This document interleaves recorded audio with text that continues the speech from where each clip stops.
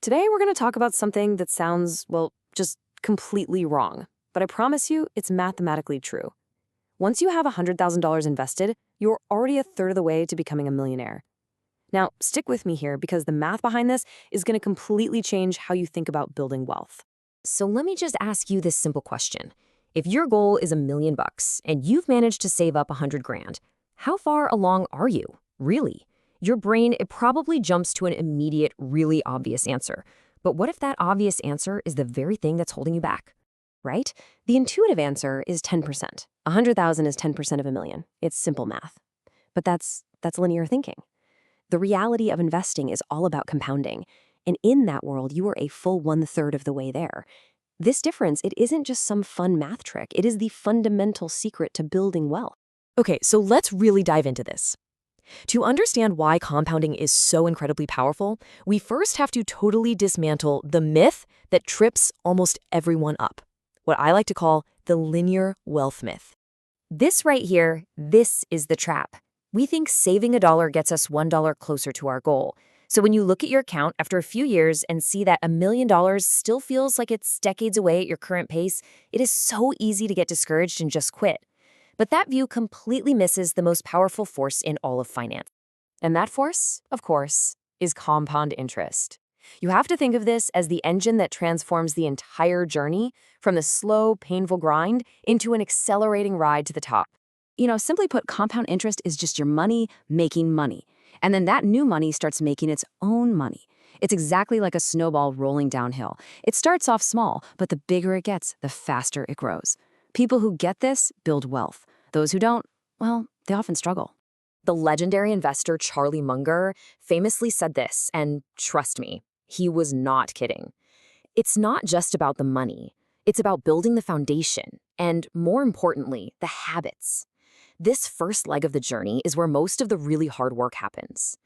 Okay, so let's crunch the numbers and see why that first milestone is so crucial, and why, honestly, it feels like such a grind.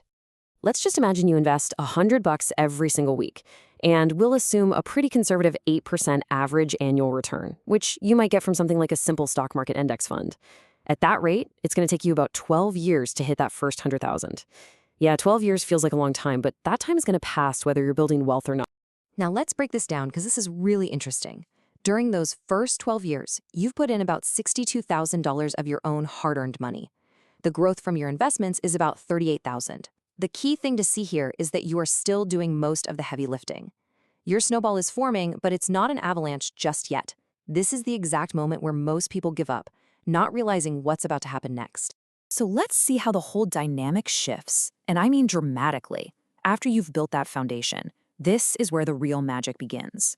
And this is where you hit the accelerator. It took you 12 long years to get to your first 100,000. But look at this, to get your second 100,000, it only takes another 6 years, half the time.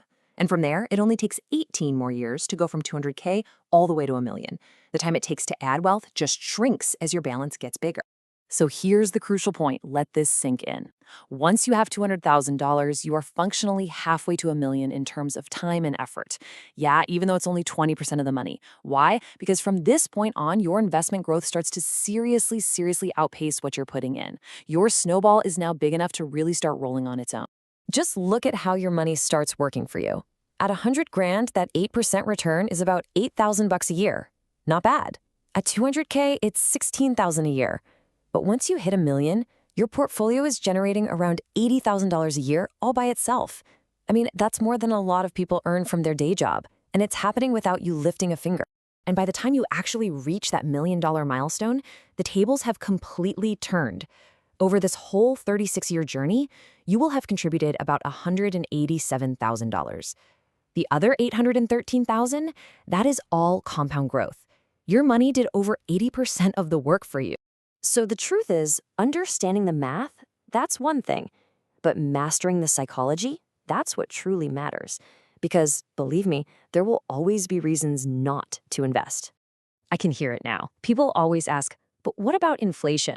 Well, the stock market has historically returned closer to 10% on average. We're using a more conservative 8% figure, which already builds in a buffer for that. Okay, but what about market crashes?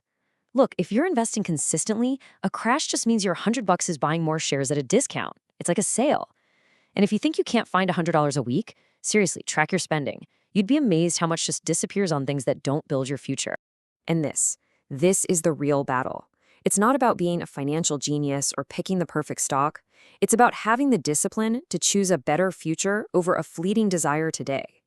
We live in a world of instant coffee, instant delivery, instant everything. The idea of waiting for a long-term payoff feels, well, it feels totally foreign, but it's the only path to real wealth. This is the mental shift you absolutely have to make. A spender sees a $100 dinner and thinks, okay, that costs $100. An investor sees that same dinner and understands it's costing them not just the $100 today, but the hundreds or even thousands of dollars that money could have grown into over the next few decades.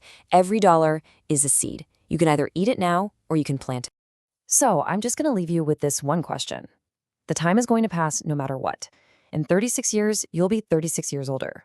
The only difference is whether you'll look back at a portfolio built by discipline and the incredible power of compounding, or if you'll be left wondering what might have been if you had just started today. The choice is yours.